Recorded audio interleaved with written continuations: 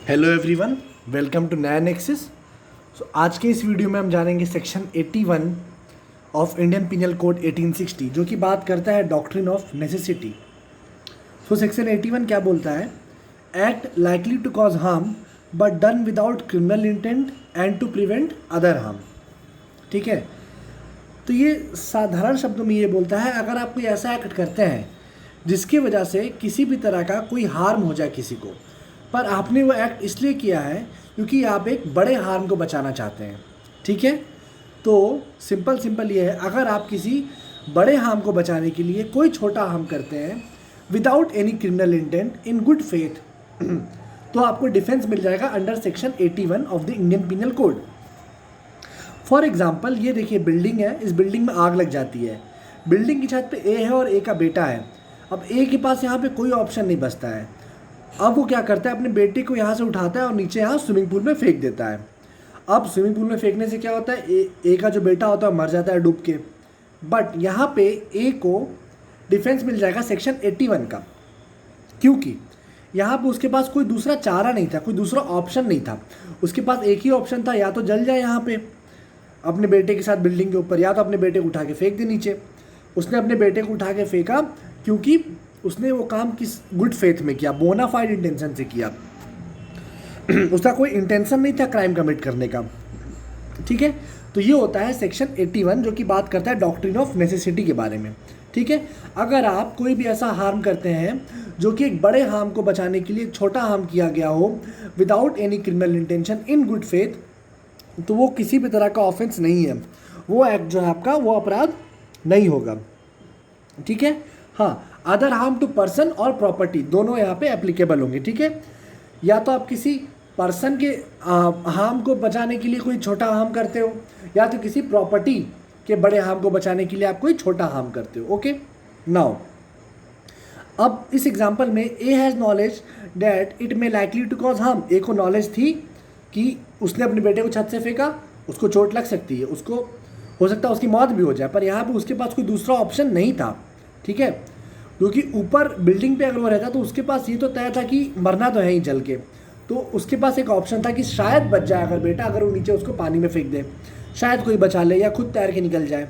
ठीक है, now A has no criminal intention to cause harm.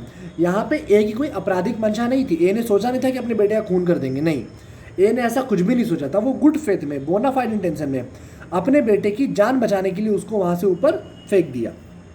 ठीक, इसके बाद मैक्सिम जो यहाँ पे आती है, कॉड नेसेसिटास नॉन हैबिट लिगम, मतलब नेसेसिटी नोज नो लॉ और lesser evil to prevent greater evil. ठीक है, हम छोटा हार्म कर सकते हैं किसी भी बड़े हार्म को बचाने के लिए। ठीक, ऐसे बेयर एक्ट में आपके एक इलिस्ट्रेशन दिया हुआ है कि लाइन से मकान रहता है और खूब तेज आग फैल रही होती है, मतलब एक मकान से दूसरे मकान, दूसरे मकान से तीसरे मकान। तो यहाँ पे एक ए क्या करता है, ए ने क्या किया, बीच में एक मकान बुलडोजर से, क्रेन से गिरा दिया, तो जो आग का फैलना है वो रुक जाता है। अब यहाँ पे ए ने क्या किया, ए ने तो नुकसान किया, जिसका मकान गिरा उसका मकान तोड़ा, उसका नुकसान किया, पर ए ने उसका हार्म किया बड़े हार्म को बचाने के लिए। ए ने बाकी कई सारे घर बचा दिए जो अगर वो घर नहीं तोड़ता तो आग फैल जाती पूरी। ठीक है, तो यहाँ पे ए ने क्या किया, ए ने बड़े हार्म को बचाने के लिए छोटा हार्म कॉज कर दिया। सो ये बोलता है हमारा डॉक्ट्रिन ऑफ नेसेसिटी। इसमें एक और इंपॉर्टेंट पॉइंट क्या है, thus in the case where an impulsive immediate action is done by the accused without having any freedom of choice it can be a case of accident but not necessity. Necessity में हमेशा हमारे पास freedom of choice होती है। ठीक है, आपके पास ये choice रहेगी कि आप ये छोटा एक्ट कर सकते हैं बड़े एक्ट को बचाने के लिए। ठीक है, जहाँ पे चॉइस नहीं होगी वो एक्सीडेंट हो जाएगा। फॉर एग्जांपल, अगर आप गाड़ी तेज चलाते हुए जा रहे हैं हाईवे पे, आपकी गाड़ी में 5-6 लोग हैं, अचानक सामने से कोई बच्चा आ जाता है। ठीक, अब आपके पास सोचने और समझने का समय नहीं है कि इस बच्चे को बचाएं कि इस बच्चे को गाड़ी से मार दें, आपके पास बिल्कुल समय नहीं है। वो एकदम फ्रैक्शन ऑफ सेकेंड में आया और आप उसको उड़ा दिए, ठोक दिया गाड़ी से आपने। तो यहाँ पे आपको नेसेसिटी का डिफेंस नहीं मिलेगा। ठीक है, यहाँ पे आपको एक्सीडेंट का डिफेंस ज़रूर मिल सकता है, पर नेसेसिटी का डिफेंस नहीं मिलेगा। नेसेसिटी में हमेशा आपके पास टाइम होता है सोचने और समझने का। उसके बाद देखिए, तो सिंपल सेक्शन 81 क्या होता है, आपके पास 2 या 2 से ज़्यादा ऑल्टरनेटिव हैं। ठीक है, आपके पास टाइम है ये सोचने का कि मुझे ये रिस्क लेना चाहिए या नहीं लेना चाहिए। आपका कोई क्रिमिनल इंटेंशन नहीं रहेगा। आप गुड फेथ में बोनाफाइड इंटेंशन के साथ कोई ऐसा एक्ट करते हैं, कोई ऐसा हार्म करते हैं जो कि किसी बड़े हार्म को बचाने के लिए हो, कोई भी ऐसा छोटा हार्म करते हैं जो कि किसी बड़े हार्म को बचाने के लिए हो। ठीक है, उसके बाद देखिए ये क्वीन वर्सेस डेडली स्टीफन का बहुत ही लैंडमार्क केस है। ठीक है, उससे पहले आप समझ लीजिए दो तरह की चीज़ें होती हैं, प्राइवेट नेसेसिटी और पब्लिक नेसेसिटी। प्राइवेट नेसेसिटी क्या होती है? जब आप खुद की रक्षा, खुद की प्रॉपर्टी या खुद के पर्सन की रक्षा करने के लिए कोई भी नेसेसिटी में कदम उठाते हैं। और दूसरा पब्लिक प्रॉपर्टी क्या होती है? पब्लिक नेसेसिटी, यहाँ पे आप किसी दूसरे की प्रॉपर्टी, मतलब सोसाइटी की प्रॉपर्टी या किसी 2-4-10 लोगों की जान बचाने के लिए, 2-4-10 लोगों की प्रॉपर्टी बचाने के लिए, जहाँ पे पीपल एट लार्ज हों, वहाँ पे अगर आप कोई एक्ट करते हैं तो वो हो जाएगा पब्लिक नेसेसिटी। नाम से ही समझ में आता है, प्राइवेट नेसेसिटी मतलब खुद के लिए, खुद के पर्सपेक्टिव से, पर्सन या प्रॉपर्टी, और पब्लिक नेसेसिटी मतलब पब्लिक के पर्सपेक्टिव से, सोसाइटी के पर्सपेक्टिव से, पर्सन या प्रॉपर्टी की रक्षा करने के लिए कोई नेसेसिटी में आप कदम उठाते हैं। तो अब देखिए क्वीन वर्सेस डेडले स्टीफन का क्या केस था।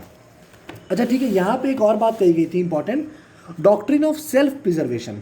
ठीक है, आपको ये बात समझनी है। आप जब आंसर लिखिए मेंस में तो, या अपने आप एलएलबी कर रहे हैं तो एलएलबी में, तो आप ये लिखिए कि डॉक्ट्रिन ऑफ सेल्फ प्रिजर्वेशन क्या था। अक्सर ये क्वेश्चन आता है। तो फैक्ट क्या था केस का, ABC, ये लोग बोट में जा रहे होते हैं, ये लोग फंस जाते हैं समुद्र के बीच में, इनका खाना खत्म हो जाता है, इनका पानी खत्म, इनके पास कोई ऑप्शन नहीं बचता है सर्वाइव करने का। ठीक है, कुछ भी नहीं बचता है इनके पास। अब ए क्या रहता है? ए इनमें से सबसे छोटा रहता है, ए बच्चा रहता है, ए बहुत कमज़ोर हो जाता है, वैसे भी मर रहा होता है। तो बी और सी क्या करते हैं? बी और सी ए को मार के खा जाते हैं। ठीक, इन्होंने ए को मारा और उसको बना के खा गया, 4 दिन तक उसको खाते हैं ये लोग। ठीक है, अब क्या होता है, यहाँ पे ये लोग डिफेंस लेते हैं नेसेसिटी का। इन्होंने कहा कि नेसेसिटी थी, ऐसे हम 2 बच गए, ऐसे हम तीनों मर जाते हैं। ठीक है, पर कोर्ट ने क्या कहा? नहीं, कोर्ट ने कहा ये लोग लायबल हुए अंडर सेक्शन 302, मतलब मर्डर के लिए लायबल होते हैं ये लोग। अब यहाँ पे कोर्ट ने क्या बात कही है कि यहाँ पे कोर्ट ने सिंपल ये कहा, ध्यान से समझिएगा, अगर आप अपनी जान की रक्षा करना एक नेसेसिटी है, एक ज़रूरी काम है, पर अगर आप अपनी जान दूसरों के लिए दे दें, अपनी जान दूसरों के लिए दे दें, तो ये मतलब हाईएस्ट डिग्री ऑफ ह्यूमैनिटी है। ठीक, जैसे हमारे सोल्जर्स देते हैं अपनी जान दूसरों के लिए। ठीक, तो ये हाईएस्ट डिग्री ऑफ ह्यूमैनिटी है। और कोर्ट ने ये कहा कि आप लोगों ने, यानी बी एंड सी ने, इसके एकदम विरुद्ध जाके काम किया है। ठीक है, तो एकदम ये वायलेशन है, यहाँ पे उनको सज़ा होती है मर्डर के लिए। तो ये हो गया क्वीन वर्सेस डेडली स्टीफन का केस। ओके, अच्छा उसके बाद और एक केस था, एक आदमी क्या करता है, उसके घर में ना लोग उसके घर से होके ही लोग रास्ता बना लिए, जैसे वो घर था उसका, और उसके घर से होके ही लोग अपने खेतों पे जाया करते थे। ठीक है, तो वो क्या करता है, वो परेशान हो जाता है इससे। उसने क्या किया, एक बिजली की तार लगा दी। ठीक है, बहुत पतली सी बिजली की तार जो कि दिखती नहीं थी जल्दी। अब उसने ना तो कोई बोर्ड लगाया, ना तो कोई डेंजर का साइन लगाया। अब जो ट्रेसपासर आया वो उस बिजली के झटके से लग के 3-4 लोग की मौत हो गई। तो उसने डिफेंस लिया इसका नेसेसिटी का। तो कोर्ट ने कहा नहीं भाई, यहाँ आपको नेसेसिटी नहीं मिल सकती। ठीक है, आपने ना तो कोई डेंजर का साइन लगाया, ना तो कोई बोर्ड लगाया, और आप कोई ऐसा हार्म नहीं बचा रहे थे। ठीक है, जहाँ पे आपको इतनी आवश्यकता पड़ जाए कि आप ऐसा बिजली का तार लगा दें और किसी की जान ले लें। ठीक है, इतनी नेसेसिटी आपकी यहाँ पे नहीं थी कि आप किसी की जान ले लें, आप बिजली का तार लगा दें। ठीक है, और भी तरीके थे। यही बात बोलता है एक्सप्लेनेशन, सेक्शन 81 का एक्सप्लेनेशन। ये क्या बोलता है कि सपोज करिए कि कोई भी एक्ट अगर कोई भी पर्सन करता है इन द केस ऑफ नेसेसिटी, कोई भी हार्म करता है, तो वो हार्म कितना जस्टिफिएबल है, वो हार्म कितना सही है, क्या उसको ये हार्म करना चाहिए था, क्या उसके पास कोई और अल्टरनेटिव भी था या नहीं था। ठीक है, ये डिपेंड करता है particular cases and particular circumstances में। हर केस में, हर सर्कमस्टेंसेस में अलग अलग डिपेंड करेगा कि क्या जो उसने स्मॉलर हार्म किया वो ज़रूरी था बड़े हार्म को हटाने के लिए, कोई और ऑप्शन नहीं था, क्या उससे भी कम हार्म में वो बड़ा हार्म हटाया जा सकता था, क्या उसका गुड फेथ था कि नहीं था। तो ये डिपेंड करता है पर्टिकुलर सिचुएशन टू सिचुएशन में। ओके, अच्छा एक और क्वेश्चन आता है एक क्या होता है, एक शिप रहती है वो डूब रहा, उसमें दो लोग रहते हैं और शिप डूब रही होती है। तो एक आदमी क्या करता है, वो एक आदमी कूद जाता है बाहर और उसको एक लकड़ी का टुकड़ा मिल जाता है, वुडन प्लैंक। तो उस वुडन प्लैंक के सहारे वो तैरने लगता है उस पर, ठीक। तभी क्या करता है, एक दूसरा आदमी भी आ जाता है और वो भी लगता है उस वुडन प्लैंक में चढ़ने। तो यहाँ पे वो जो पहला आदमी रहता है जिसको सबसे पहले वुडन प्लैंक मिला था, वो दूसरे आदमी को ठेल के गिरा देता है नीचे, हटा देता है, ढकेल देता है, ठीक। तो यहाँ पे कोर्ट ने क्या कहा कि जिस आदमी ने दूसरे आदमी को ठेल के गिरा दिया, ही इज़ नॉट लायबल, ठीक है, वो एकदम भी लायबल नहीं है, क्योंकि उसने जो एक्ट किया वो एक इम्पल्सिव एक्शन था, उसका कोई क्रिमिनल इंटेंशन नहीं था, ठीक है। उसने सामने वाले को पुश किया, उसको डुबाने के लिए नहीं बल्कि खुद को बचाने के लिए, तो उसको यहाँ पे डिफेंस मिल जाता है डॉक्ट्रिन ऑफ नेसेसिटी का, ठीक। तो इसी तरह डॉक्ट्रिन ऑफ नेसेसिटी जो है वो पर्टिकुलर सर्कमस्टांसेस में, पर्टिकुलर केसेस में अलग अलग रहेगी। So this was all till then, जय हिंद, गुड बाय।